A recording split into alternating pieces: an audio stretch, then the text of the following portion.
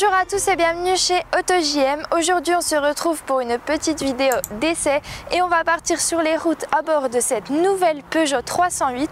On est ici sur une finition GT avec un moteur diesel de 130 chevaux et une boîte automatique EAT8.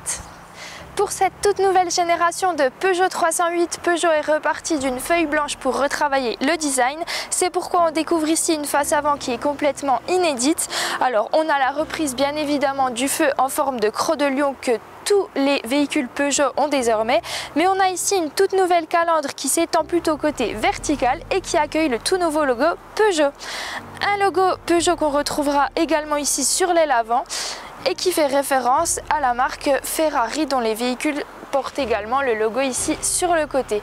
On voit donc que cette toute nouvelle berline Peugeot 308 veut s'inscrire dans le domaine des sportives et on va voir un peu ce que ça donne sur les routes, mais avant on va parler des dimensions.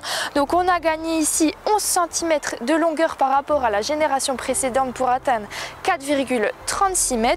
On a un empattement qui a également évolué de 5 cm pour atteindre 2,67 m. Et enfin, au niveau de la largeur, on est à 1,85 m et au niveau de la hauteur, 1,44 m.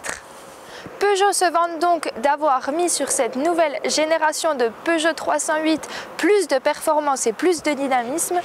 On va aller prendre le volant et voir ce que ça donne. On part à l'essai à bord de notre Peugeot 308 GT.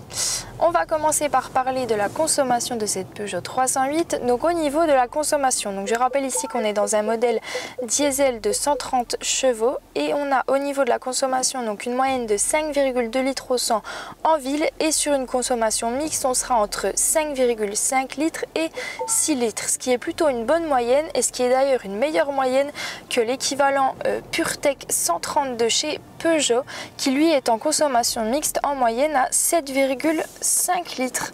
Donc comme quoi les diesels sont dans le collimateur, mais c'est pas forcément les plus gourmands au niveau du carburant.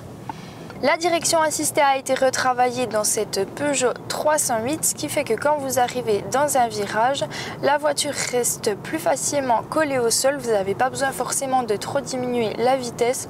On a une voiture qui garde tout son confort, mais qui a également le côté sportif. Donc un côté sportif qu'on a dit qu'on retrouve également dans son design. On est ici donc dans un moteur diesel de 130 chevaux avec 300 Nm de couple qui affiche plutôt de belles performances. On a un moteur qui est plutôt réactif certes, mais pas forcément à la toute première seconde de l'accélération. Il faudra attendre quelques secondes pour qu'il démontre toutes ses performances. On a dans ce modèle un réservoir de 52 litres qui offre 840 km d'autonomie, ce qui est plutôt pas mal. Et Peugeot a également retravaillé l'insonorisation par rapport à la précédente génération de cette berline 308, ce qui fait qu'on a un moteur qui est plutôt discret, ce qui accentue encore le confort de cette voiture.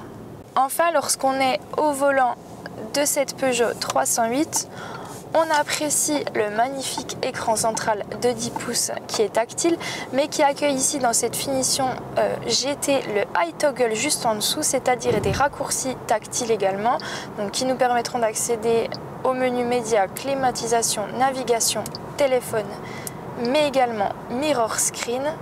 On a un écran qui est plus réactif et plus intuitif, et c'est notamment parce que la marque Peugeot a fait appel à une société experte dans le domaine de la téléphonie qui a permis d'améliorer la mémoire, la réactivité de l'écran, etc., les applications, tout ça. Et pour pouvoir améliorer les performances et donc le côté dynamique de cette Peugeot 308, la marque a été plutôt légère au niveau du poids, puisqu'on a un véhicule qui est approximativement à 1390 kg, ce qui est plutôt une bonne moyenne et ce qui lui permet d'afficher de belles performances.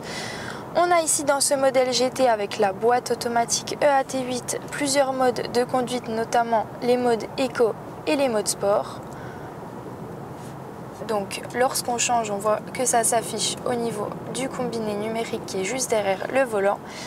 Et enfin, dans cette Peugeot 308, on apprécie également la toute nouvelle boîte automatique EAT8, ou plutôt le tout nouveau design de cette boîte automatique à double embrayage, ici qui s'incruste très discrètement au niveau de la console centrale et qui a permis donc à cette console centrale d'accueillir un petit peu plus de rangement pour un total donc de 34 litres de rangement sur le tableau de bord.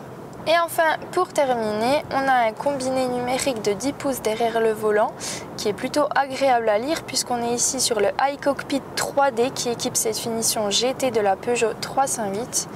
Et ici on a plusieurs informations, donc sur la gauche la vitesse à laquelle on roule, juste à côté on a la lecture des panneaux de signalisation. Et enfin, on a la consommation en direct et on sait ici par exemple que je suis sur le mode sport et le mode sport qui nous permet d'avoir un éclairage d'ambiance rouge puisqu'il faut savoir qu'on a 8 éclairages d'ambiance à bord de cette Peugeot 308 qui s'adaptent au mode de conduite.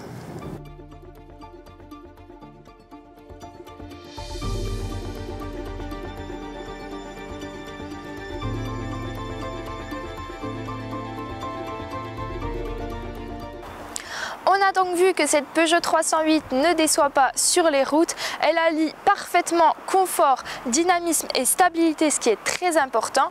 On va finir ici cette vidéo. Merci à tous d'avoir regardé cette vidéo. N'hésitez pas à nous suivre sur les réseaux sociaux et à bientôt pour une prochaine vidéo.